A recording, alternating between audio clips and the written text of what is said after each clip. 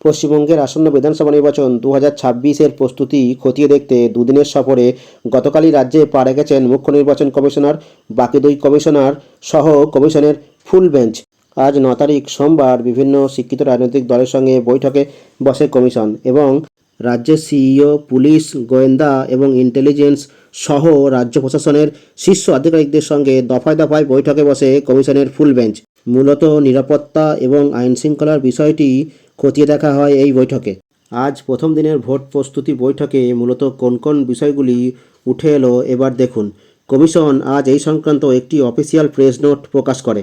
Main জায়গাগুলো আমি আপনাদের দেখাতে চাইছি, দেখুন। বিভিন্ন রাজনৈতিক দলের প্রতিনিধিগণ রাজ্যে এসআইআর প্রক্রিয়ায় কমিশনের প্রশংসা করে। রাজনৈতিক দলগুলির পক্ষ থেকে ভোটারদের ভয়ভীতি প্রদর্শন বা আগ্রাসনের বিরুদ্ধে কঠোর পদক্ষেপ নেওয়ার আর্জি জানানো হয়, যাতে করে আসন্ন বিধানসভা নির্বাচন অবাধ এবং শান্তিপূর্ণ হয়। বিরাট সংখ্যক কেন্দ্রীয় আধাসামরিক বাহিনী বা সিএপিএফ নিয়োগ করার কথা বলা হয়, যাতে করে ভোট পর্ব হিংসামুক্ত হয়। সেই সঙ্গে বেআইনি অস্ত্রশস্ত্র, বোমা ও পেশিশক্তির প্রদর্শনের ঘটনায় রাজনৈতিক দলগুলির পক্ষ থেকে যথেষ্ট উদ্বেগ প্রকাশ করা হয়। এবার আসছি অন্যতম একটি গুরুত্বপূর্ণ বিষয়ে।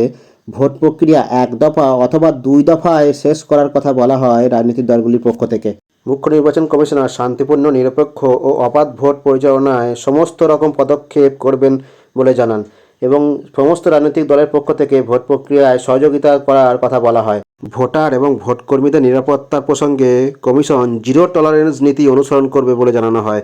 এবার আমি সব থেকে গুরুত্বপূর্ণ একটি বিষয়ে আসছি। মুখ্য নির্বাচন কমিশনার জ্ঞানেশ কুমার বলেন, এসআইআর এর মূল উদ্দেশ্য হলো কোনো বৈধ ভোটারকে বাদ দেওয়া নয়, যদিও এটা নিয়ে রাজনৈতিক দলগুলির মধ্যে বিতর্কের অবকাশ রয়েছে। তিনি আরও বলেন, ফর্ম 6, ফর্ম 7 এবং ফর্ম 8 এখনও পূরণ করা যাবে, যথাক্রমে নাম তোলার জন্য, নাম বাদ দেওয়া অবজেকশনের জন্য এবং নাম সংশোধনের জন্য। এই পয়েন্টটা ভালো করে খেয়াল করুন, আমি রিপিট করছি আবার। যাদের এসআইআর প্রক্রিয়ায় ফাইনাল লিস্টে নাম বাদ গেছে বা ডিলিট হয়েছে, তারা চাইলে কিন্তু এখনও ফর্ম 6 ফিল আপ করে নাম তোলার সুযোগ পাবেন। এ বিষয়ে ইসিআই এর পক্ষ থেকে তা পরিষ্কার করে বলে দেওয়া হলো। ফাইনাল লিস্টে বাদ যাওয়া ভোটাররা অনেকে ভাবছিলেন ডিইওর কাছে অ্যাপিল এবং ফর্ম 6 দুটোই একসঙ্গে করা যাবে কিনা। তাদের পক্ষে কিছুটা হলেও আশার আলো বলা যায় এই পদক্ষেপে। আরেকটি বিষয় আপনারা লক্ষ্য করুন, আজ প্রেস নোটে আন্ডার অ্যাডজুডিকেশন বা বিচারাধীন ভোটারদের বিষয়ে কিন্তু কোনো আপডেট দেওয়া হলো না। এ বিষয়ে অবশ্যই আমাদের নজর থাকবে। আপনারা আপনাদের মূল্যবান মতামত কমেন্ট করে জানাবেন। যারা এখনও চ্যানেলটিকে সাবস্ক্রাইব করেননি, তারা যাবতীয় আপডেট পাওয়ার জন্য প্লিজ চ্যানেলটিকে সাবস্ক্রাইব করে দেবেন এবং পাশে থাকা অল নোটিফিকেশান আইকনটি প্রেস করে দেবেন। আর ভিডিওটিকে প্রচুর পরিমাণে লাইক এবং শেয়ার করবেন। ধন্যবাদ।